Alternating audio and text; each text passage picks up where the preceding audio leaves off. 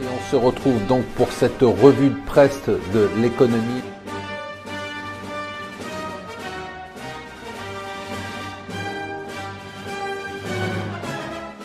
Bonjour et bienvenue sur Mon Financier pour la revue de presse de l'Écho. Nous sommes le lundi 10 avril.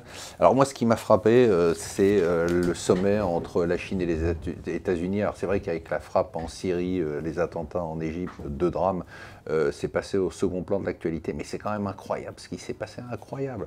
On devait avoir un petit affrontement, au moins ils auraient dû faire semblant, rien du tout, entente cordiale. Et surtout ce plan, un plan à 100 jours, c'est quand même un truc totalement nouveau, c'est-à-dire qui se donne 100 jours pour venir avec un plan qui permettra d'éviter la guerre commerciale.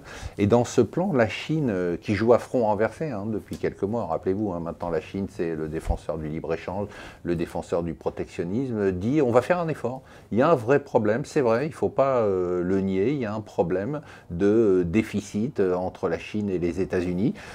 Et surtout, ils trouvent une méthode incroyable, c'est qu'ils disent finalement, on va le jouer différemment, c'est-à-dire que vous nous dites que le problème du déficit commercial, c'est qu'on exporte trop vers les États-Unis, donc il faudra des droits de douane, et bon, on va faire autre chose, nous on va plus importer des États-Unis, et on va réduire le déficit commercial en important des produits américains. Si on sait que la Chine, qui est un pays dirigiste, peut le faire du jour au lendemain, c'est quand même assez incroyable, incroyable, on en reparlera de tout ça.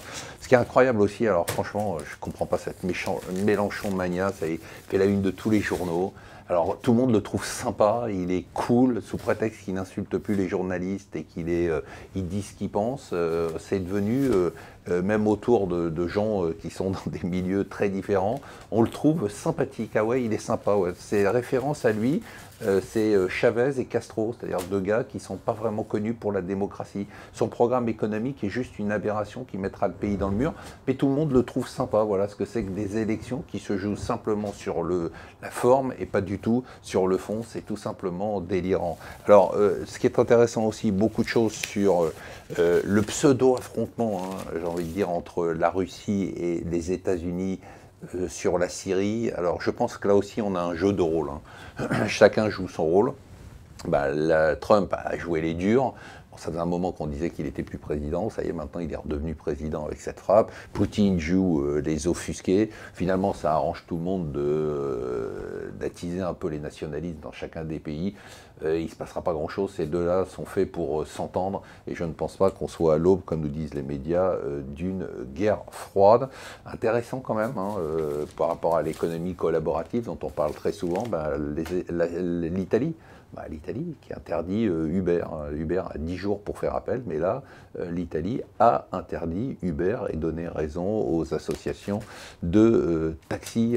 Très intéressant, les chiffres du chômage et de l'emploi américain vendredi, très surprenant.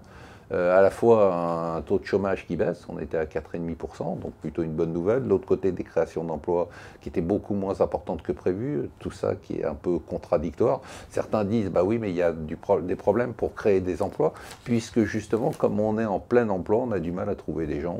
L'explication est un peu courte.